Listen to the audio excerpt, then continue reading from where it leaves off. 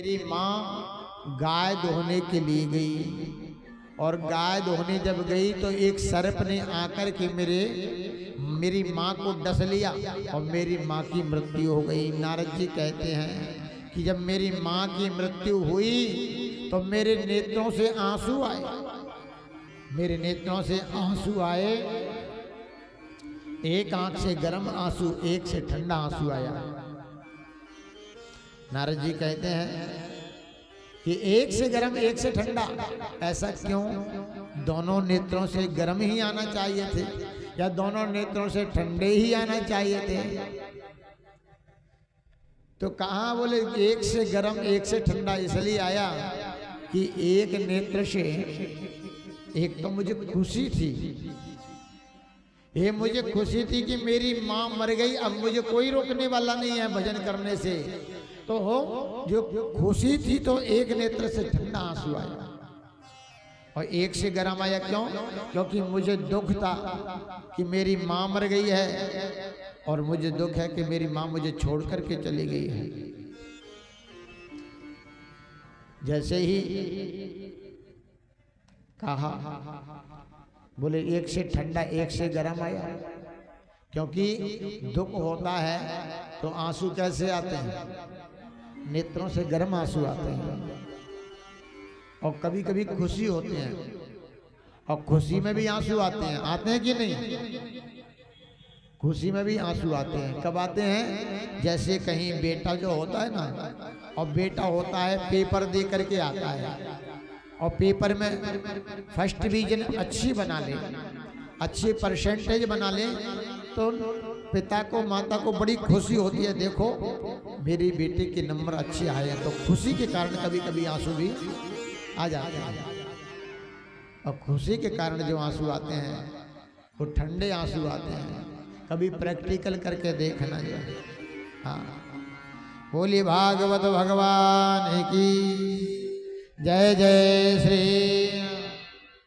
और महाराज जैसे ही नारद जी ने कहा व्यासी महाराज से कि मैं गया जंगल में भजन किया और आज वही बालक रामदास संत नारद बना बैठा हुआ हूं मैं, जैसे ही कहा। और नारद जी कहते हैं आज आप अभी से अपने मन को तोड़ते हो। अरे मन को मत तोड़िए, आप प्रयास करिए लिखने का। नारद जी के 4 मंत्र दिए हुए, 4 मंत्रों से पराशरनंदन व्यास जी ने भागवत की रचना की। भागवत जी को लिखते लिखते 18,000 मंत्रों की रचना कर डाली। और ऐसे ऐसे सुंदर मंत्र लिखे हैं, 18,000 मंत्र। लेकिन देखते हैं ना, व्यास जी ने विचार किया, बोले भागवत की रचना तो की है, बोले भागवत भगवान की जय जय श्री। भागवत की रचना तो व्यास जी ने की है, लेकिन व्यास जी सोचते हैं कि भागवत को लिख तो दिया, लेकिन लिखने के बाद में अब इसको पढ़ने का अधिकारी कौन है? बोले पढ़ने का अधिकारी तो वही है पराशरनंदन व्यास का बेटा सुखदेव, और तो इसका कोई अधिकारी है नहीं। बोले सुखदेव इस कथा को पढ़ने का अधिकारी है, लेकिन सुखदेव तो वन में गए हैं, आए कैसे लौट करके? तो व्यास जी ने कहा, बोले कैसे बुलाना चाहिए? और यदि पराशरनंदन व्यास का बेटा सुखदेव यदि भागवत का उत्तराधिकारी है, तो ये यदि मैं लोगों से कहूं कि भागवत पढ़ने का अधिकारी यदि सुखदेव है, तो लोग क्या कहेंगे? लोग ये कहेंगे कि अपने बेटे की बड़ाई अपने मुख से कर रहा है। यदि पिता अपने बेटे की ज़्यादा प्रशंसा करे तो लोग क्या कहते हैं? यही कहते हैं ना, क्या अपने मुख तुम आपन करनी। भाई परशुराम जी ने जब बार बार कहा अपनी प्रशंसा की, तो लक्ष्मण जी ने क्या कहा? यही कहा महाराज आप अपने मुख से अपनी बड़ाई करते हैं। तो कहा कि बोले अपने मुख से नहीं, यदि इसी बात को व्यासी महाराज कहते हैं कि जनक जी महाराज लिख दें कि भागवत पढ़ने का अधिकारी यदि पराशरनंदन व्यास ही है तो सब लोग मान लेंगे। सुखदेव जी अब विचार करते हैं सुखदेव जी को लाएं कैसे। तो व्यासी महाराज ने अपने शिष्य को एक मंत्र पढ़ाया, मंत्र पढ़ा करके भेजा जहां पर सुखदेव जी महाराज भजन कर रहे थे। और जैसे ही वहां पहुंचे तो एक मंत्र का उच्चारण किया है, तो मंत्र पढ़ा सुखदेव जी महाराज के सामने जाकर के क्या बरहा पीडम नटवर बपहु कर्णयो कर्णिकारं बिभ्रदिवाशा कनक कपिशं वैजयन्ती जमाला रंध्राणुवेण रुदर हृदया पूरयन् गोपवृन्दे वृन्दारण्यं स्वपदरमणं प्रावशगे गीतकीर्तिता प्राविशद गीत कीर्तिता। जो मंत्र याद करके और उस शिष्य ने जाकर के सुनाया है, उस शिष्य ने जब सुनाया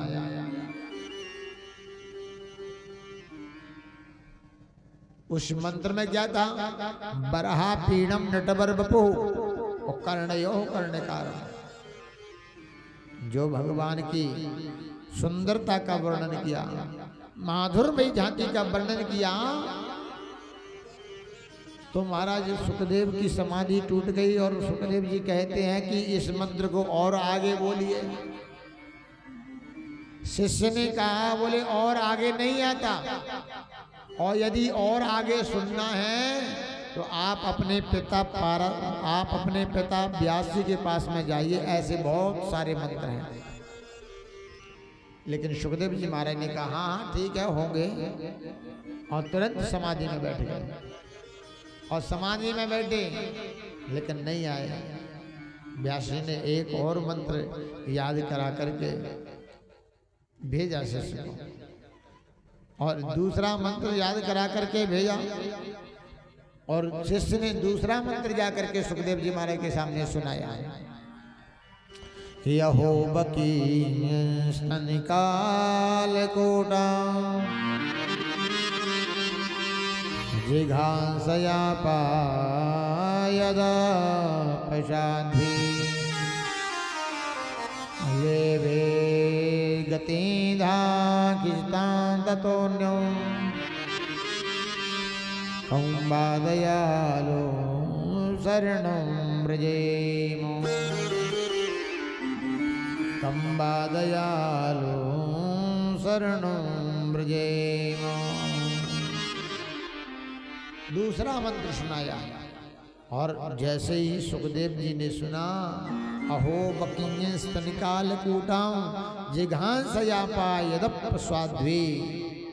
देखा सुखदेव जी ने ओहो ये पूतना कितनी निठुर कि भगवान कृष्ण को जब सब तो प्रेम करते हैं, माखन मिश्री खिलाते हैं ब्रजवासी, और पूतना कितनी निठुर है कि भगवान को माखन मिश्री तो मिली नहीं, और पूतना स्तनों पर जहर लगा करके मारने की ताई पहले आएगी। कितनी निठुर थी ये। जो करुणा का मंत्र सुना सुखदेव जी की समाधि छूट गई। और सुखदेव जी ने कहा आगे बोलो, तो शिष्य ने कहा आगे नहीं आता। बोले आगे आपको सुनना है तो पराशरनंदन व्यास जी के पास में आप जाइए, ऐसे बहुत सारे मंत्र हैं उनके पास। अब जैसे ही गए सुखदेव जी चल दिए, और जैसे ही व्यास जी महाराज के पास पहुंचे तो व्यास जी महाराज ने एक पत्र लिख करके भेज दिया जनक जी के पास में, क्या आप मेरे बेटे की परीक्षा ले लीजिए कि इसने काम को जीता कि नहीं। क्रोध पर विजय प्राप्त की कि नहीं? तो सुखदेव जी से कहा आप जनक जी महाराज के पास में जाइए। और जैसे ही जनक जी के लिए कहा तो जनक जी महाराज के पास में गए। जनक जी महाराज के पास में गए तो जनक जी महाराज ने रोक दिया। अभी बोले समय नहीं है, अभी आप दरवाजे पर खड़े रहिए। और जैसे ही दरवाजे पर खड़े बोले 7 दिन तक समय नहीं है, और यदि आपको भागवत पढ़नी है तो आप 7 दिन तक आप दरवाजे पर ही खड़े रहो, और 7 दिन के बाद में हम आपको भागवत पढ़ाएंगे। महाराज सुखदेव जी महाराज 7 दिन तक दरवाजे पर खड़े रहे।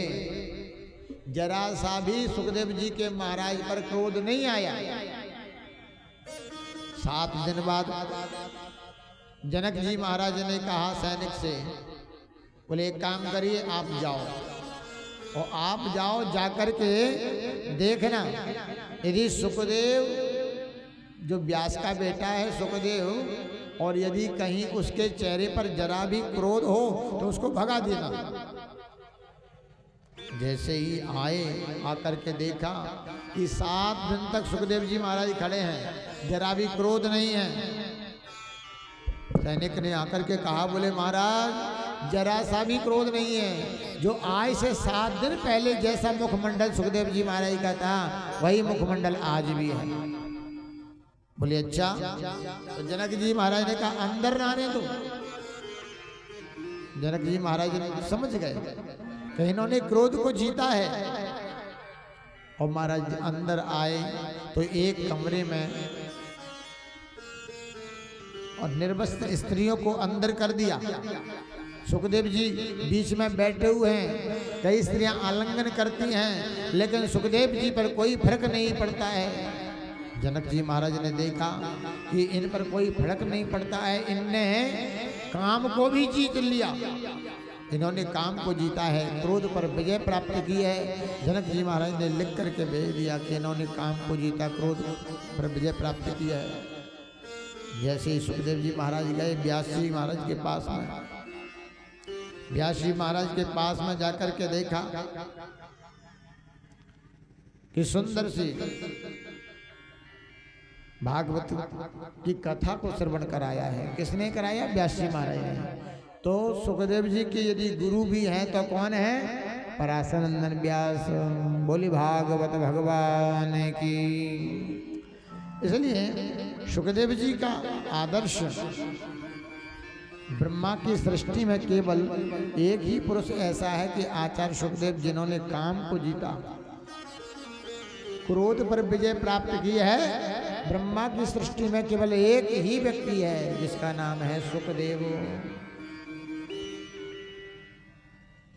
और वही भागवत श्रवण करने का अधिकारी है, पढ़ने का अधिकारी है। जैसे शिष्य की इच्छा होती है ना, शिष्य की इच्छा क्या होती है कि मुझे अच्छा गुरु मिले, यही होती है ना। शिष्य की इच्छा होती है कि मुझे अच्छा गुरु मिले, और गुरु की इच्छा होती है कि मुझे अच्छा शिष्य मिले। वाल्मीकि रामायण में वर्णन आता है कि अगस्त्य मुनि के शिष्य थे कौन? सुतीक्ष्ण जी। तो सुतीक्ष्ण जी को अगस्त्य ने जब विद्या अध्ययन कराया तो सुतीक्ष्ण जी ने कहा कि गुरुदेव, मैं आपको गुरु दक्षिणा में आपको क्या दूं? क्या लेंगे आप गुरु दक्षिणा में?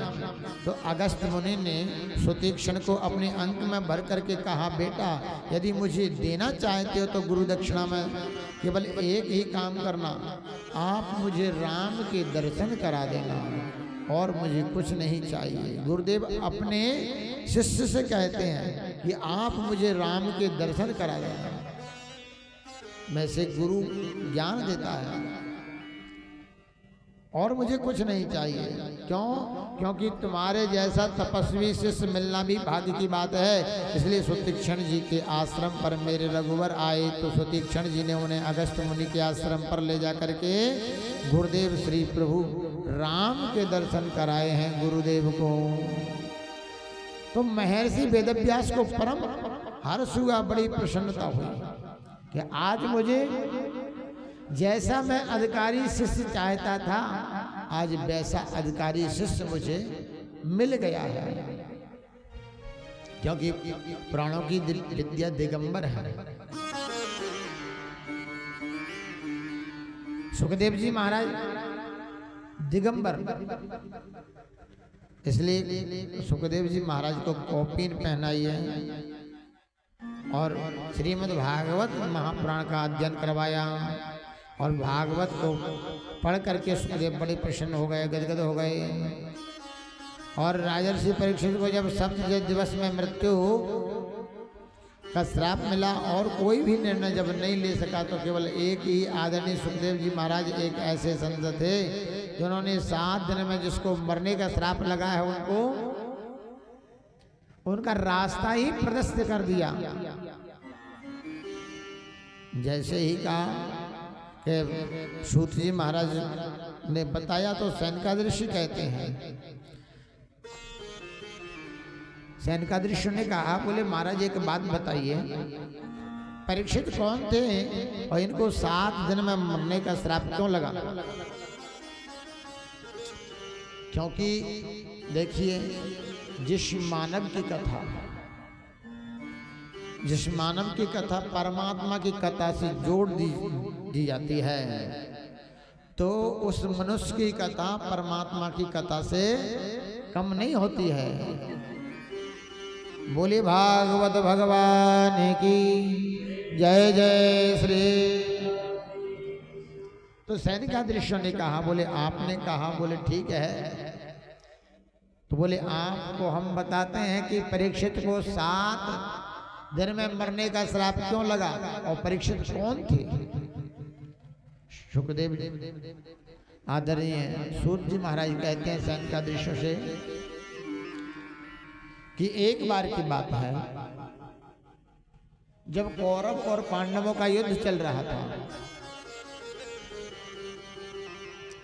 क्योंकि भगवान की कथा कल्याणकारी होती है, और भगवान की कथा जब कल्याणकारी होती है तो कथा को श्रवण करना चाहिए।